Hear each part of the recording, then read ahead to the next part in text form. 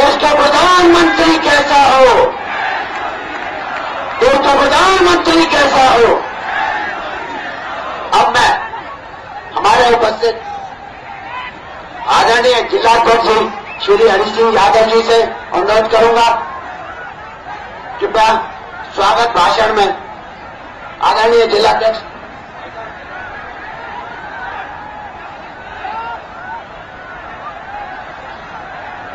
हम सभी के आशाओं के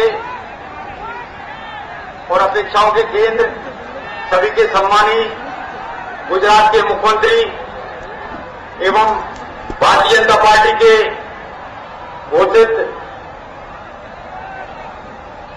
प्रत्याशी प्रधानमंत्री पद के माननीय नागेंद्र सिंह जी, माननीय श्री के एल अग्रवाल जी प्रत्याशी भगोड़ी विधानसभा क्षेत्र, माननीय श्री पन्नालाल जी साहब प्रत्याशी विधानसभा क्षेत्र होना, सम्मानीय ममता मीना जी प्रत्याशी विधानसभा क्षेत्र चाटोड़ा, सम्मानित श्री राजश्याम जी ढाकर प्रत्याशी विधानसभा क्षेत्र रावगढ़ एवं उपस्थित अतोड़ के जिलाध्यक्ष भाई भानु प्रकाश रघुवंशी जी, उपस्थित सभी भाइयों बहनों पत्रकार बंधुओं, बहुत ही हर्ष का विषय है कि आज हम सब लोगों के मध्य में हम सभी की आशाओं के केंद्र माननीय नरेंद्र मोदी जी यहाँ हम सब लोगों के बीच में पधारे और अपना मूल्यवान समय देकर के हम लोगों के को यहाँ मूल्यवान मार्गदर्शन देने पधारे हैं। गुजरात की माटी में पैदा हुए महात्मा गांधी ने जहां आजादी की अलग जगाई, वही सरदार वल्लभ भाई पटेल ने फौज को जगाकर भारत को एक सूत्र में गुंफित कर दिखाया। उसी धरती मां की पैदाश नरेंद्र मोदी जी से समय और कौम एवं भारत की जनता को बड़ी उम्मीदें हैं एवं उनकी आशा भरी जगहों से जनता देख रही है। मोदी जी देश के युवाओं के साथ हर देशवासी के दिल में राज करते हैं एवं मोदी जी देश की समस्याओं के समाधान है। राष्ट्रीय सम्मान पर लगातार आघात, भ्रष्टाचार, घोटाले इत्यादि का खात्मे के लिए हम लोगों के बीच में और देश की दशा सुधारने के लिए माननीय नरेंद्र मोदी जी का मार्गदर्शन, उनका नेतृत्व देश के लिए बहुत जरूरी है। उनके नेतृत्व से आतंकवाद मिटेगा और जो भारत का जगह जगह अपमान हुआ है और जो गलतियां हुई हैं वो सारी गलतियां ठीक होंगी। और माननीय मोदी जी के लिए तो जिस आदमी के द्वारा भी सुना जाता है वो स्वतः स्फूर्त होकर के उनको सुनने के लिए आता है। तो गुना की पावन भूमि पर माननीय मोदी जी पधारे, हम सब उनका हृदय से स्वागत करते हैं, सम्मान करते हैं और भविष्य में हम यही चाहेंगे कि माननीय मोदी जी दोबारा इसी गुना में पधारे, प्रधानमंत्री बनकर पधारे। तो यही हमारी कामना है। इसी आशा के साथ मैं अपनी बात को यही विराम देता हूं। जय हिंद, जय भारत। अब मैं आमंत्रित कर रहा हूं जिनका इंतजार कर रहा है, जिनके एक शब्द से दिल्ली तक कभी छूट जाती है, आदरणीय नरेंद्र मोदी जी, उनके लिए गुनावासियों की तरफ से दो पंक्तियां हैं। और आगे बढ़ो, तुम ये आकाश तुम्हें देंगे, जो छू सके तुम्हें वह विश्वास तुम्हें देंगे, सारी खुशियों का मधुमास तुम्हें देंगे, जो रच न सका कोई वह इतिहास तुम्हें देंगे। इन्हीं पंक्तियों के साथ आदरणीय श्री नरेंद्र जी मोदी जी।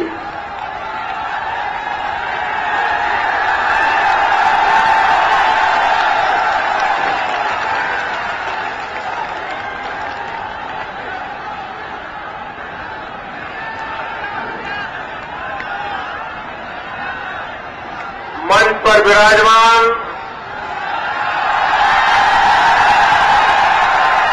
भारतीय जनता पार्टी के जिला अध्यक्ष श्रीमान यादव जी,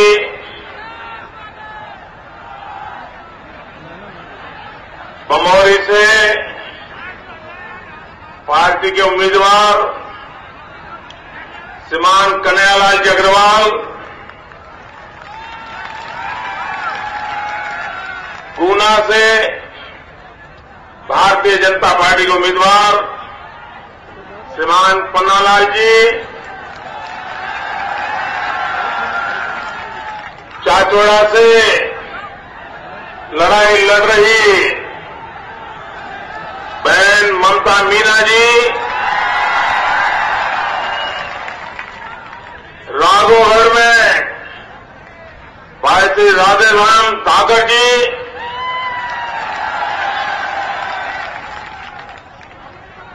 उपस्थित सभी महानुभाव और विशाल संख्या में पधारे हुए गुना के प्यारे भाई और बहनों,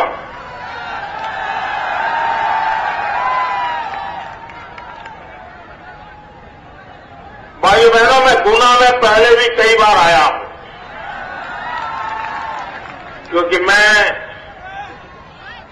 भारतीय जनता पार्टी का संगठन का कार्य देखता था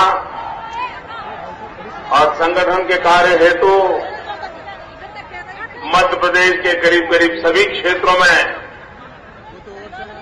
बहुत विस्तार से मुझे दौरा करने का सौभाग्य मिलता था।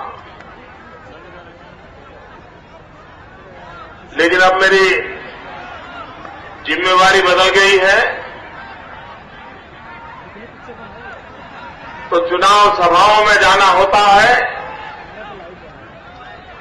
और ऐसी कड़ी धूप में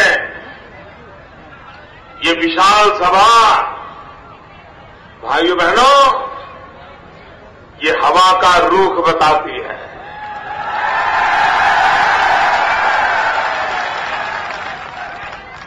मैं जहां जहां गया हूं, मैंने अनुभव किया है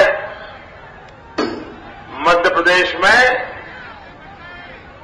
भारतीय जनता पार्टी की आंधी चल रही है, आंधी।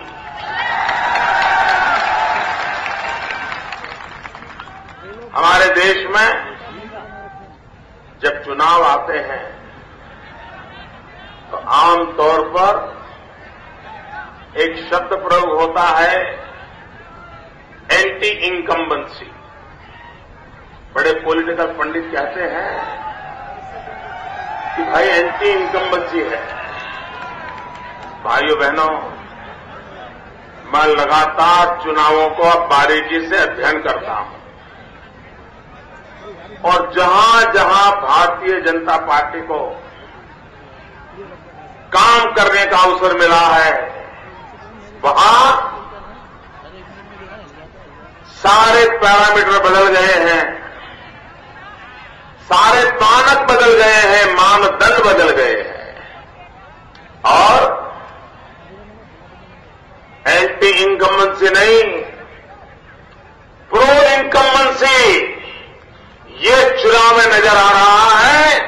सरकार के समर्थन के लिए वोट, दोबारा सरकार के लोगों को चुन करके लाने के लिए वोट।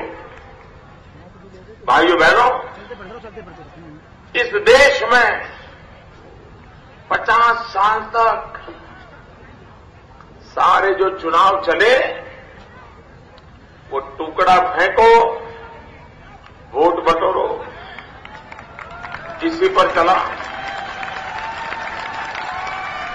और कांग्रेस पार्टी का चरित्र है बांटना। बांटना एक कांग्रेस के ब्लड में है।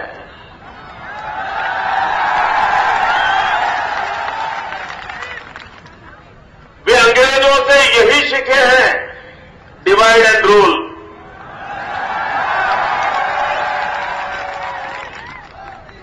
पहले देश को बांटा, कांग्रेस की एक डिविजिव प्रकृति है। संप्रदायों को बांटा, भारत एक देश है, विविधताओं में एकता से भरा हुआ देश है। एकता की बात करने के बजाय कांग्रेस पार्टी ने हमेशा संप्रदायों के गीत गाए, जातियों के गीत गाए, भिन्न भिन्न जातियों में से अपने अनुकूल वोट बैंक बनाने के लिए जातियों की जुगलबंदी की, गांव गांव को बांटा, एक भाषा को दूसरी भाषा के खिलाफ खड़ा कर दिया।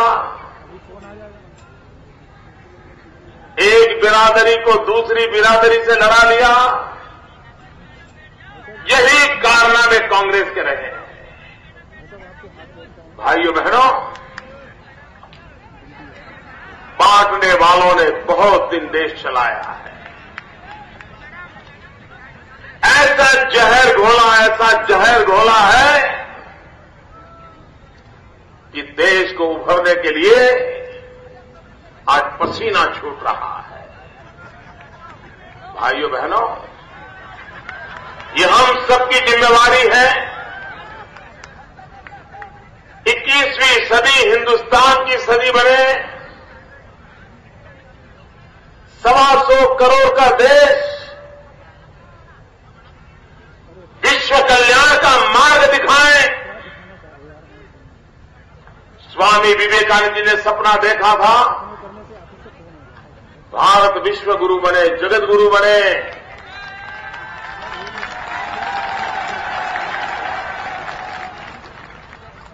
अगर इसको करना है तो इस देश में जोड़ने की राजनीति करनी होगी। तोड़ने की राजनीति का युग समाप्त होना चाहिए। बहुत कुछ तोड़ा, अब यह देश ज्यादा झेल नहीं सकता है। भाइयों बहनों, आपने देखा होगा कुछ गांव ऐसे होते हैं, वहां एकाध इमारत होती है, उसमें एक हवा फैल जाती है, ये तो भूतिया बंगला है। और इसलिए गांव का कोई व्यक्ति उस बंगले में जाता नहीं है। बेचने के लिए निकालते हैं तो वो बंगला बिकता नहीं है, हवा बन जाती, भूतिया बंगला है, कोई जाने की हिम्मत नहीं करता है। वैसे ही कांग्रेस पार्टी ने एक हवा फैला के रखी है। खास करके एक परिवार ने एक हवा फैला के रखी है। वो हवा ये है, वो कहते हैं सत्ता ये तो जहर है, जहर। अगर कोई इस जहर को चखेगा तो मौत को न्योता दे देगा, वो जिंदा बचेगा नहीं। इसलिए देश का सामान्य मानवी डरता है। अरे यार, जहर है, दूर भागो, जहर है, दूर भागो। ये क्यों चलाया गया है? क्योंकि उनकी अपनी मालिकी बनी रहे। जहर जहर कह के लोगों को ऐसा घबरा दिया है कि सामान्य मानवीय सत्ता का सपना भी नहीं देख सकता है। भाइयों बहनों, जो लोग सत्ता को जहर कहते हैं, वे ही सत्ता को छोड़ने के लिए कभी तैयार नहीं हो रहे हैं। ऐसे लोगों को पहचानने की जरूरत है।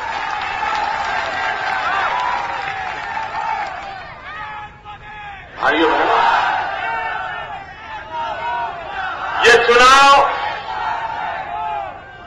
ये चुनाव विकास के मुद्दे पर लड़ा जाना चाहिए। जातिवाद के नाम पर, संप्रदाय के नाम पर, बिरादरी के नाम पर, इलाके के नाम पर 50 साल चुनाव हो लिए। अब हमने विकास के मुद्दों पर चुनाव लड़ना है। विकास के बिना इस देश का कोई भविष्य नहीं है। हिंदुस्तान 65% नौजवानों का देश है।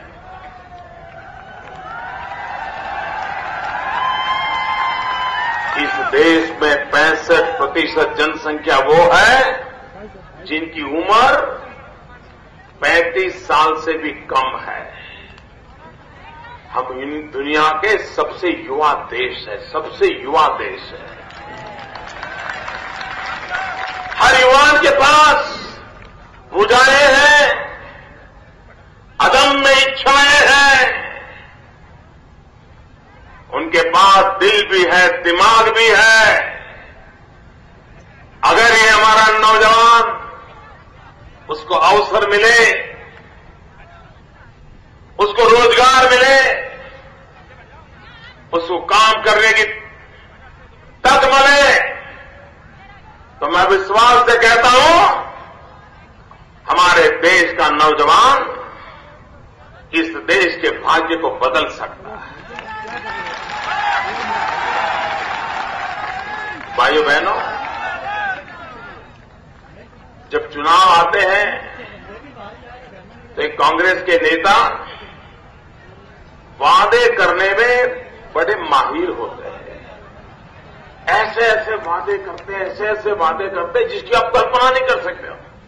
आजकल यहां भी करते हैं ना, कांग्रेस के लोग वादे करते हैं ना, वादे करते हैं, आप सोच नहीं सकते ऐसे वादे। आप तो उनका जो चले तो कह दें कि अगर कांग्रेस की सरकार बना दी तो आपको चंद्रमा पे ले जाएंगे, मंगल की यात्रा करा देंगे। बिना सर पैर के वादे कर रहे हैं। भाइयों बहनों, कांग्रेस का लेखा जोखा ले ले, अपन कर ले। आप जवाब दोगे, सबके सब जवाब दोगे। अच्छा भैया बताइए, पिछली लोकसभा चुनाव में कांग्रेस पार्टी ने 100 दिन में महंगाई कम करेंगे ऐसा देश को वादा किया था। कांग्रेस ने कहा था अगर हम दिल्ली में सत्ता में आएंगे तो 100 दिन में महंगाई कम कर देंगे। मैं पूछना चाहता हूं भाइयों, क्या कांग्रेस ने वादा निभाया? महंगाई कम हुई? महंगाई गई? महंगाई बढ़ी? तो भाइयों बहनों, अगर महंगाई बढ़ी है तो उन्होंने वादा खिलाफी की या नहीं की? धोखा किया या न किया?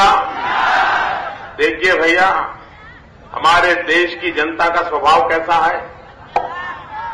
हमारे देश की जनता का स्वभाव ये है कि अगर आपसे कोई गलती हो जाए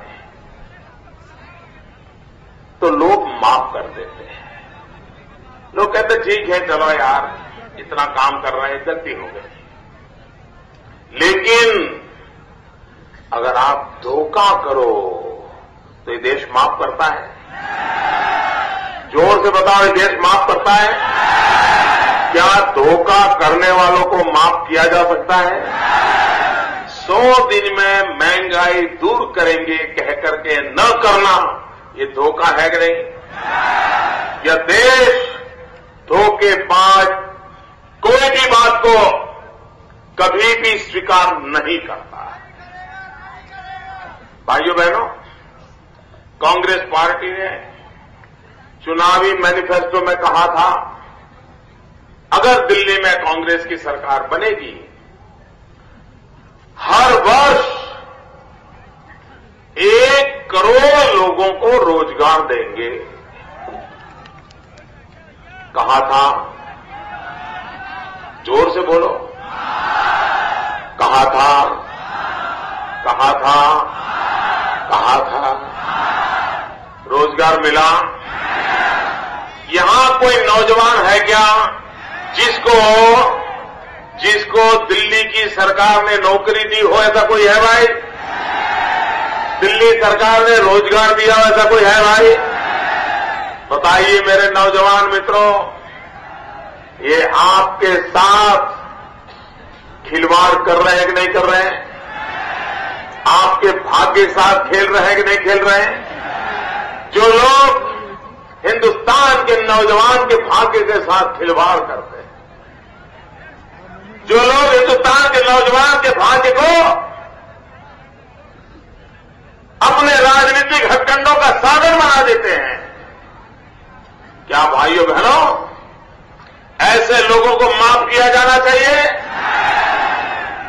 भाइयों बहनों, इन दिनों प्रधानमंत्री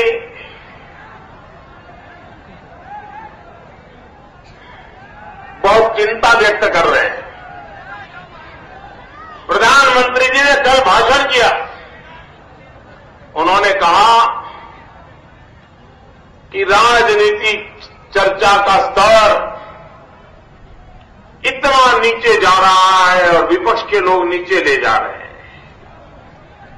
भाइयों बहनों, मैं आज गुना की सभा से प्रधानमंत्री जी से सीधा सवाल पूछना चाहता हूं। प्रधानमंत्री जवाब दीजिए, देश के प्रधानमंत्री पद की गरिमा को नीचे गिराने का पाप किसने किया? प्रधानमंत्री जी जवाब दीजिए, लोगों के द्वारा चुनी गई सरकार की कैबिनेट, उस कैबिनेट को करोड़ों करोड़ लोगों के सामने अपमानित करने का पाप किसने किया? प्रधानमंत्री जी, ये काम भारतीय जनता पार्टी ने नहीं किया। ये काम भारतीय जनता पार्टी के कार्यकर्ता के या नेता ने नहीं किया। आप जब अमेरिका में थे, उसी समय जिस पार्टी ने आपको प्रधानमंत्री बनाया है, उस पार्टी के राष्ट्रीय उपाध्यक्ष उन्होंने देशवासियों के सामने आकर के कहा कि कैबिनेट ने जो निर्णय किया है, प्रधानमंत्री ने जो निर्णय किया है, ये सब नॉनसेंस है, नॉनसेंस। आपको नॉनसेंस कहने का पाप किसने किया था? किसने किया था दोस्तों? किसने किया था?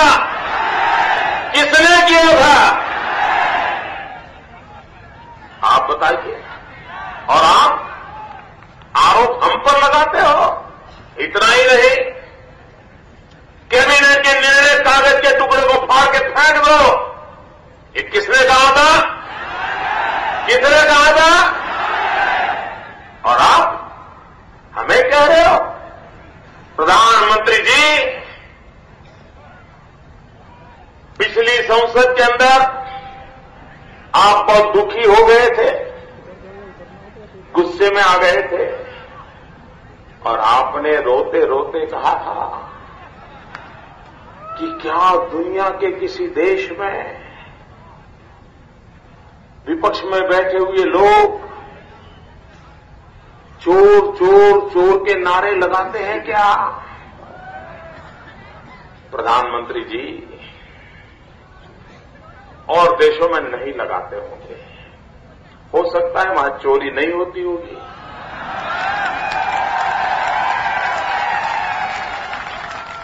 प्रधानमंत्री जी, संसद के अंदर कोई चोर चोर के नारे लगाए, आपको दुख होता है, आपको पीड़ा होती है। प्रधानमंत्री जी, आप ही की पार्टी के नेता,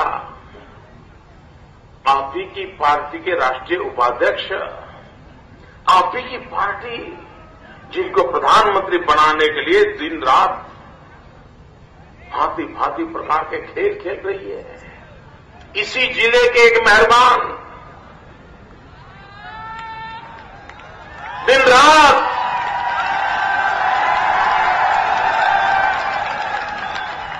जूट मैन्युफैक्चरिंग फैक्ट्री चलाते हैं।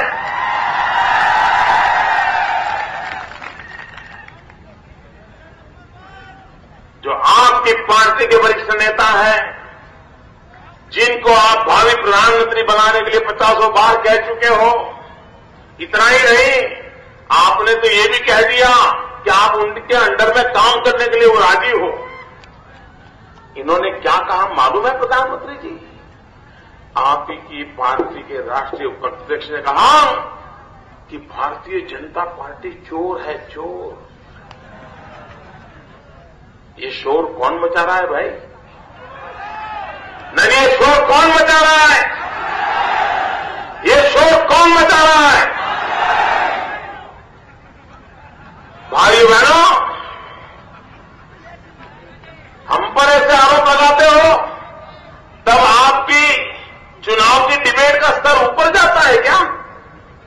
क्या लोकतंत्र के अंदर आप शालीन भाषा का प्रयोग कर रहे हो इस बातें करके और हमें सुना रहे हो? और मैं शाहजादे को कहना चाहता हूं,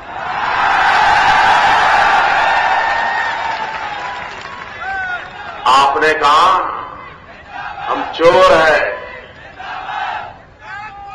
आपका यह आरोप हमें मंजूर है, आपने लगाया हुआ इल्जाम हमें मंजूर है। हां, हमने चोरी की है, लेकिन हमने कांग्रेस की नींद चुराई है। हमने कांग्रेस की नींद चुरा ली है। कांग्रेस के नेताओं को नींद नहीं आ रही है। ऐसी आंधी आई है, ऐसा तूफान आया है, कांग्रेस के लोग बेचैन हैं। रात रात सोचते रहते हैं कि 2014 के जून महीने में क्या होगा, किस खोली में रहना पड़ेगा, वहां के सलाखे कैसे होंगे, वहां का ताला कैसा होगा, पापों की कैसी कैसी सजा मिलेगी, देश का रुपया लूटने वालों को क्या हाल होगा, सबकी नींद चुराई है। और हमें इस बात का गर्व है कि लोकतंत्र के लिए जनता के दिलों को जगा करके दूध का दूध और पानी का पानी हो जाए, इसके लिए हमने अहलेक जगाई।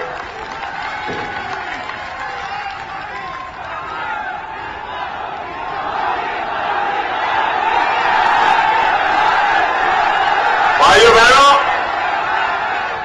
आप मुझे बताइए, अगर गुजरात के अंदर कोई अच्छा काम होता है, विकास होता है, रास्ते बनते हैं, अस्पताल बनता है, स्कूल बनता है, कॉलेज बनता है, तो वो पैसे क्या नरेंद्र मोदी की जेब से आते हैं क्या? क्या नरेंद्र मोदी की जेब से आते हैं क्या? अगर मध्य प्रदेश में अच्छा काम हो रहा है, विकास हो रहा है, बिजली आ रही है, तो ये पैसे शिवराज जी के जेब से आ रहे हैं क्या?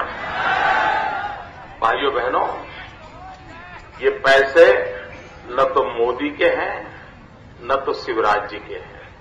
ये पैसों के मालिक आप हैं। ये पैसे आपके हैं।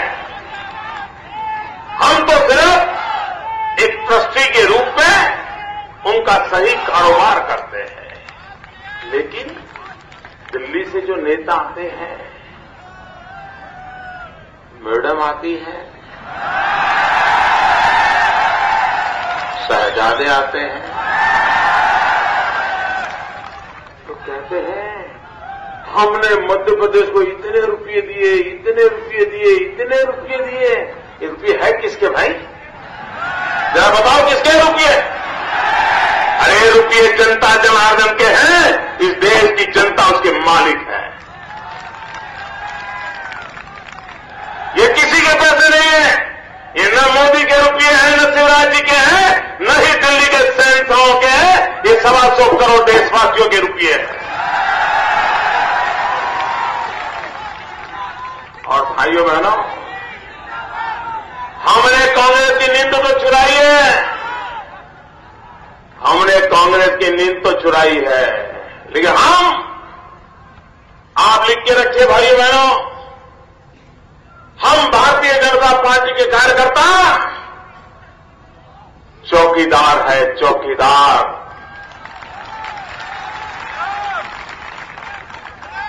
और 2014 में दिल्ली में भी हमारी सरकार बनेगी तो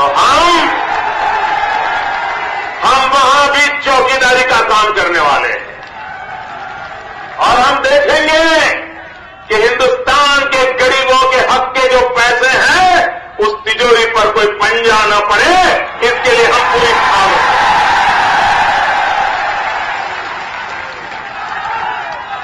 और मैं वादा करता हूं भाइयों, देश की तिजोरी पर मैं कोई पंजा नहीं पड़ने दूंगा। मैं आपको वादा करता हूं।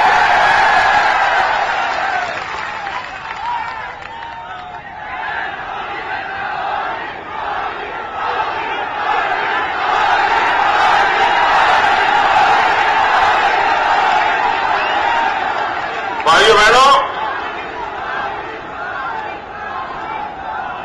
ये कांग्रेस के लोग गरीबी के नाम पर वोट मांगते हैं। मैं देश के अर्थशास्त्रियों से आह्वान करता हूं, मैं देश में पॉलिटिकल पंडितों को आह्वान करता हूं कि आप जरा पिछले 10 साल का हिसाब लगा लीजिए। भारत सरकार की एक गरीबों की भलाई के लिए 20 पॉइंट प्रोग्राम चलता है। हर राज्य इसको लागू करता है। हर एक सरकार ने इस कार्यक्रम को लागू रखा है। मोरारजी भाई की सरकार थी तब भी चल रहा था, अटल जी बने प्रधानमंत्री तब भी चल रहा था, आज भी चल रहा है। हर 3 महीने उसका लेखा जोखा होता है कि गरीबों की भलाई के लिए किसने सही काम किया, इसका हिसाब किताब लगाते हैं और हर 6 महीने के बाद भारत सरकार उसका रिपोर्ट प्रस्तुत करती है। भाइयों बहनों, पिछले 10 साल से गरीबों की भलाई के लिए जो काम हो रहे हैं, अच्छे से अच्छे काम करने वाले जो पहले 5 राज्य हैं, या तो वे भाजपा की सरकारें हैं या तो एनडीए की सरकार है। पहले 5 में पिछले 10 साल में गरीबों की भलाई के काम में कांग्रेस की एक भी सरकार नहीं आई, एक भी नहीं। फिर हुआ क्या, एक बार हमारी मुख्यमंत्रियों की मीटिंग थी तो मैंने सुना दिया, प्रधानमंत्री से आंख में आंख मिला करके मैंने अपनी बात बता दी।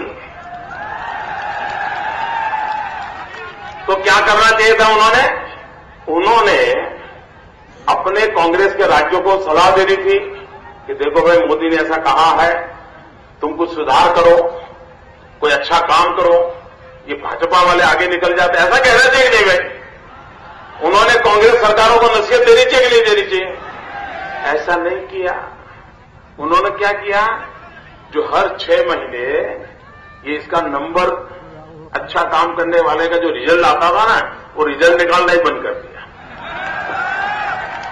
बताइए, यानी उनको सुधार करने की चिंता ही नहीं है, चिंता ही नहीं। आप कहिए मित्रों, इसी हमारे मध्य प्रदेश में 45 साल तक कांग्रेस ने राज किया, सिंचाई का काम किया और शिवराज जी की सरकार ने 10 साल में सिंचाई के क्षेत्र में क्या काम किया, कृषि उत्पादन में उन्होंने कितना काम किया और हमारे शिवराज जी ने क्या काम किया। मुझे बताया गया, जब ये आप ही के जिले के लोग गुजरात अपने मध्य प्रदेश चलाते थे ना, तब यहां पर अनाज का उत्पादन, अन्न का उत्पादन 108 लाख टन था। जमीन उतनी ही है। शिवराज जी के आने के बाद कोई जमीन का विस्तार नहीं हुआ है, लेकिन शिवराज जी आने के बाद करीब करीब 230 लाख टन अन्न का उत्पादन हुआ है। कहां 100 लाख टन, कहां 230 लाख टन, ये काम करने वाली सरकार का हिसाब है भाइयों बहनों। गेहूं, जब ये बड़बोले नेता यहां थे तो 42 लाख टन गेहूं पैदा होता था। भाइयों बहनों, शिवराज जी के शासन में 130 लाख टन गेहूं का उत्पादन हुआ है। इसके कारण मेरा किसान सुखी हुआ है, इसके कारण गांव में पैसा है, गरीबी के सामने लड़ने की ताकत आई है। भाइयों बहनों, दूध का उत्पादन कभी 50-55 लाख लीटर हुआ करता था, भाइयों बहनों आज वो करीब 90 लाख लीटर तक पहुंचा दिया है। दूध के उत्पादन में भी प्रगति की है।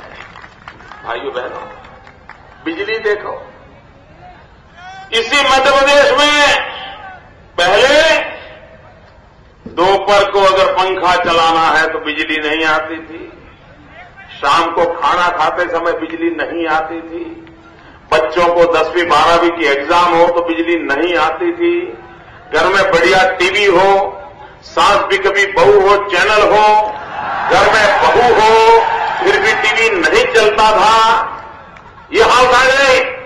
अटल ज्योति योजना के माध्यम से आज मध्य प्रदेश के गांव गांव बिजली पहुंचाने का एक भगीरथ काम शिवराज जी ने किया है, मैं उनका अभिनंदन करता हूं।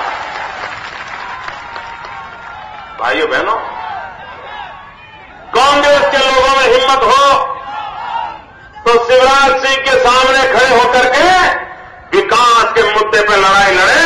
मैं दावे से कहता हूं, शिवराज जी के सामने कांग्रेस का एक नेता खड़ा नहीं रह सकता है।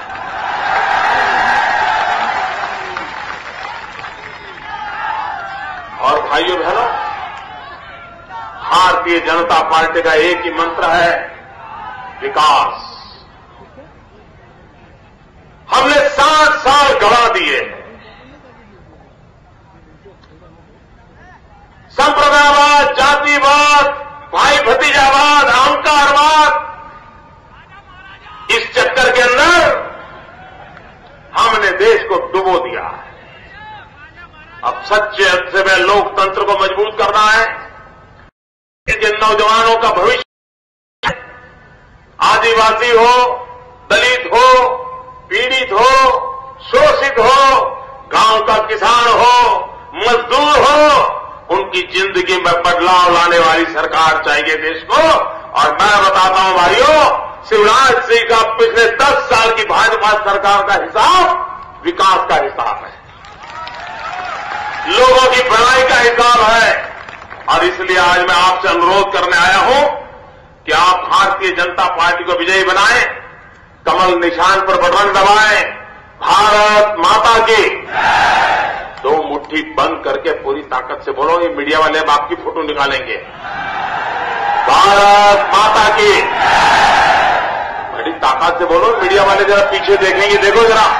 भारत माता की, भारत माता की, भारत माता की, भारत माता की, भारत माता की, भारत माता की।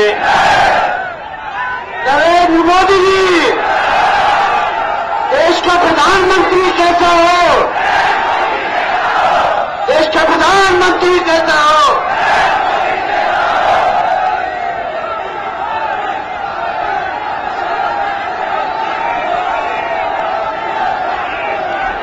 गुना के सभी वासियों से भारतीय जनता पार्टी की कपिल खुशबू को यह शौक है कि वो करती रहे सफर, मुमकिन नहीं मगर ये हवा से रिश्ता किए बगैर। अब मैं भारतीय जनता पार्टी के जिले के मंत्री भाई धर्मेंद्र शेखरवार जी से अनुरोध करूंगा कि आप सभी का आभार व्यक्त करें। भारतीय जनता पार्टी